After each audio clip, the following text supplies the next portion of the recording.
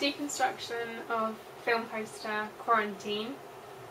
To begin with, the most obvious thing is that it's in a handheld camera for the main part of the picture. This kind of creates a sense of realism.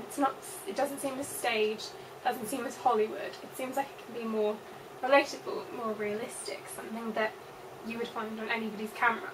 So it creates a bigger impact to us, like it might personally reach us, because it's not this huge Hollywood brand, because it's not something that's been so staged. This can make it all the more frightening by adding such a sense of verisimilitude and realism to us.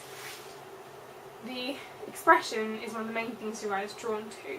The text actually frames around the head of her. It goes into sort of left set so that you can see her face, and her face is in the central point of the picture with the darkness surrounding her. This kind of brings you to what she looks like, as she is the focal point. Her mouth is wide, her eyes scrunched up, and she looks like she's crying out for help.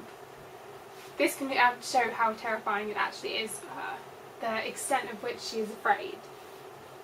This again creates a big impact on us. She's filmed, she looks like she's reaching for her camera, it's central. Our first thing our eye is drawn to is this terrified person.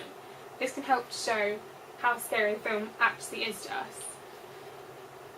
We see also that her hair isn't, so she's dressed in ordinary clothing, the floor is dirty, her hair is messy. This makes it again seem less Hollywood and more realistic to us. It looks like she's just an everyday person caught in a situation.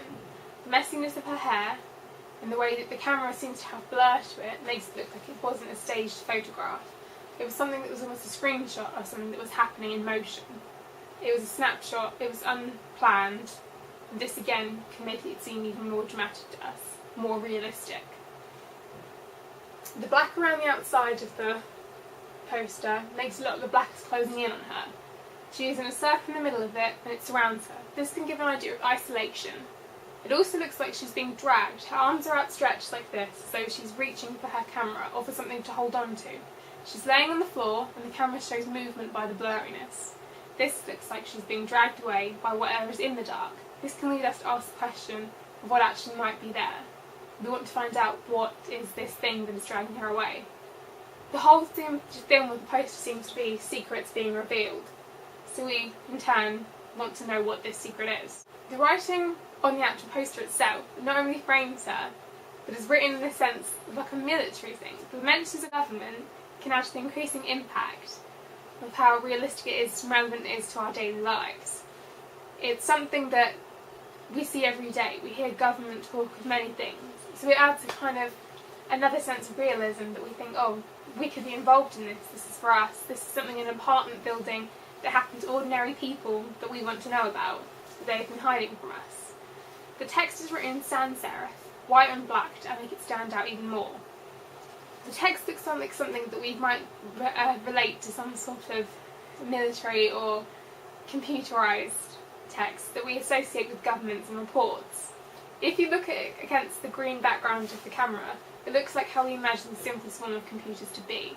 When we had our first computers that were black and green, it looks like it could be written like that, in that same font, in a matrix style, when computers are simplified right down to the smallest points, such as binary code or the simplest type of computers. Additionally, the writing is all in capital letters. This can add to the impact of it again. Next to the black and white stark contrast, the capital letters makes it seem increasingly important. There is a kind of pixelation again to match the handheld camera.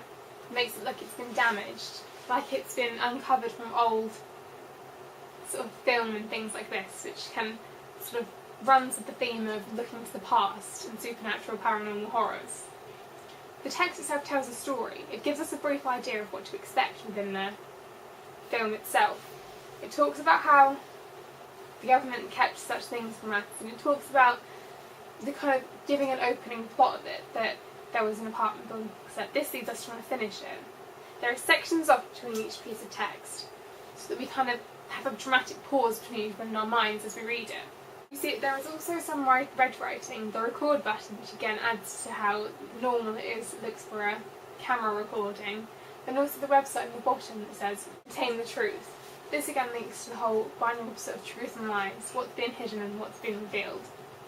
The idea of having a secret with the viewer Within the writing there is also the idea of the power of three. This is when 3 points are used along similar lines that add emphasis to this. It makes it seem even more dramatic. The website and the writing in red stands out on the green. They are complementary colours, which makes them seem even more bold. This means that these two simple splashes of colour against it stand out even more. It's emphasised. Red itself meaning danger, meaning warning.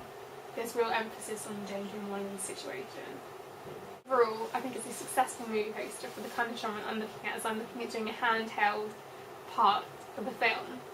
So it seems to be a good way that I can base some ideas from it. And I think it is a successful poster, giving some idea of the story before we go, and showing a kind of reaction that we might have to it. It gives us a taster of what to expect without giving too much away. Oh my god.